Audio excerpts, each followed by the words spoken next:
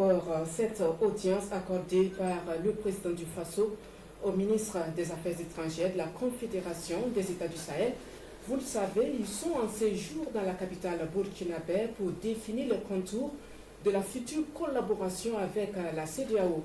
Des pistes ont été tracées au cours des travaux et la délégation est allée donc recueillir les orientations du chef de l'État. On en parle avec William Achikabo.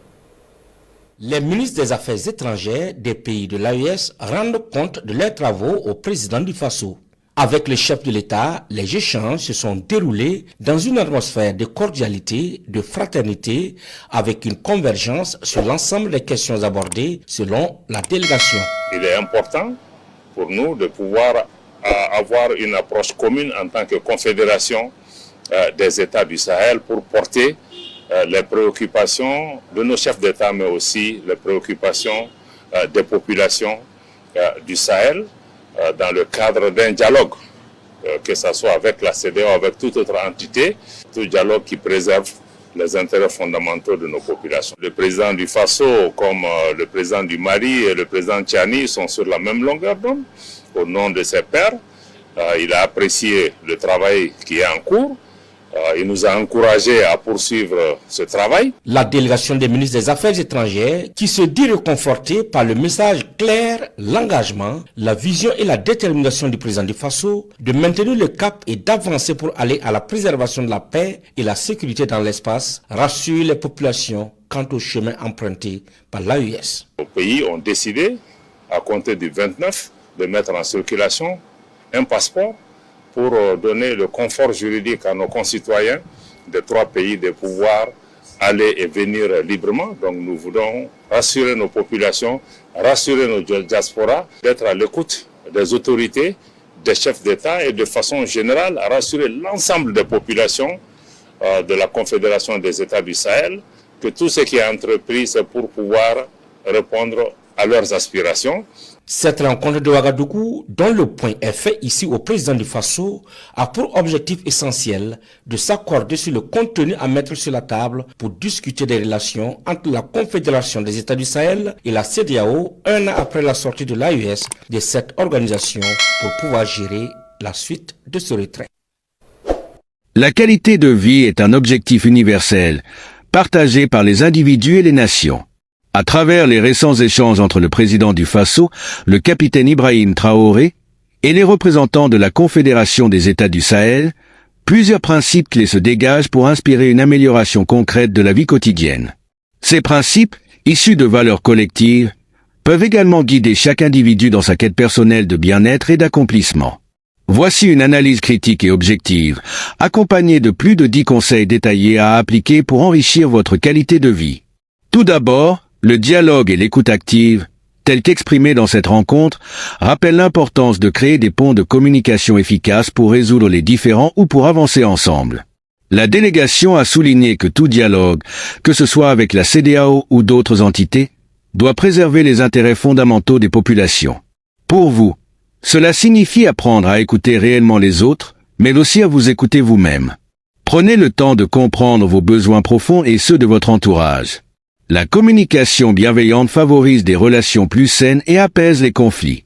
Ensuite, l'importance de la vision collective est un enseignement puissant. Dans un monde de plus en plus individualiste, la Confédération des États du Sahel met l'accent sur une approche commune pour défendre les intérêts de tous. Transposez cela dans votre vie personnelle, entourez-vous de personnes qui partagent vos valeurs et travaillez ensemble à des objectifs communs. Que ce soit au sein de votre famille, de vos amis ou de votre communauté, la collaboration amplifie vos efforts et renforce votre résilience face aux défis. Un autre aspect central est la clarté dans la prise de décision et la persévérance dans l'action. Le président du Faso a encouragé la délégation à maintenir le cap et à avancer malgré les obstacles. Cela souligne l'importance d'avoir des objectifs clairs et de ne pas se laisser distraire par les difficultés. Dans votre vie, définissez des priorités et élaborez un plan concret pour atteindre vos aspirations. Ne perdez pas de vue votre trajectoire, même lorsque le chemin devient ardu. La sécurité et la paix intérieure sont également des priorités mises en avant. De la même manière que les chefs d'État travaillent à préserver la paix dans l'espace sahélien, vous pouvez cultiver votre paix intérieure en identifiant et en éliminant les sources de stress inutiles. Pratiquez la méditation, la pleine conscience ou d'autres techniques de gestion du stress pour atteindre un équilibre mental et émotionnel. L'adaptabilité et l'ouverture au changement ressortent aussi de cette rencontre. Les ministres ont évoqué la mise en circulation d'un passeport pour faciliter la mobilité des citoyens. Cela symbolise la nécessité d'éliminer les barrières, qu'elles soient physiques ou mentales. Dans votre vie, soyez prêts à vous adapter à de nouvelles situations et à saisir les opportunités qui se présentent. L'adaptabilité est une clé essentielle pour prospérer dans un monde en constante évolution. Par ailleurs, le respect des aspirations des populations peut être adapté comme un principe personnel de respect des besoins et des désirs de ceux qui vous entourent. Soyez attentifs aux attentes des autres, tout en veillant à ne pas sacrifier vos propres aspirations. L'équilibre entre l'altruisme et l'épanouissement personnel est crucial pour une vie harmonieuse. La recherche constante d'amélioration est un autre pilier de la qualité de vie. Les États du Sahel travaillent ensemble pour redéfinir leurs relations avec la CEDEAO et gérer les conséquences de leur retrait. Cela montre que l'amélioration continue est un processus, pas une destination. Appliquez ce principe à votre vie en recherchant toujours des moyens de vous développer, que ce soit à travers l'apprentissage, l'expérimentation ou la réflexion sur vos erreurs. L'exemple donné par cette rencontre souligne aussi l'importance de la solidarité et de l'unité. Les dirigeants du Sahel se sont engagés à travailler ensemble pour répondre aux aspirations de leur population. De la même manière, soutenez vos proches dans leurs moments de besoin et cherchez à créer des liens solides. La solidarité renforce la confiance et construit un réseau de soutien sur lequel vous pouvez compter en cas de difficulté. Un autre conseil essentiel est de cultiver une vision claire et inspirante pour votre avenir. Le président du Faso, par son engagement et sa vision, a donné une direction claire à ses homologues. Dans votre vie, prenez le temps de visualiser ce que vous souhaitez accomplir à long terme.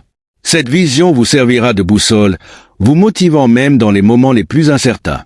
Enfin, rassurer et inspirer confiance est une qualité précieuse.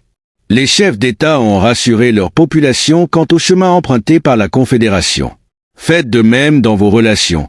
Soyez fiables, honorez vos engagements et inspirez confiance par vos actions. Les gens se tourneront naturellement vers vous comme une source de stabilité et de réconfort. En résumé, améliorer sa qualité de vie exige une combinaison de stratégies pratiques et de valeurs fondamentales. Dialogue, collaboration, clarté d'objectifs, adaptabilité, respect des aspirations, amélioration continue, solidarité, vision à long terme et inspiration sont autant de principes tirés de cette rencontre internationale qui peuvent être appliqués à votre quotidien. Adoptez-les dès aujourd'hui pour transformer votre vie et celle de ceux qui vous entourent.